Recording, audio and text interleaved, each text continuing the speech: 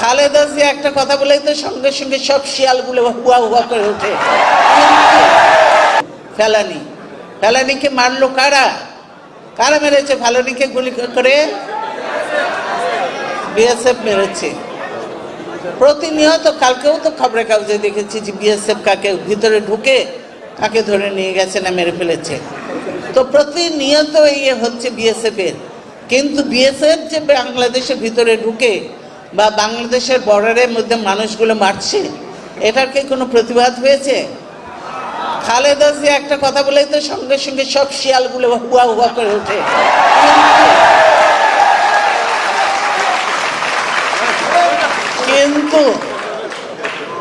কিন্তু যখন বিএসএফ পারে তখন এই শিয়ালগুলোর মুখ আবার বন্ধ থাকে। এর বলা যাবে না, এইটা বলা যাবে না। হচ্ছে এই হলো অবস্থা।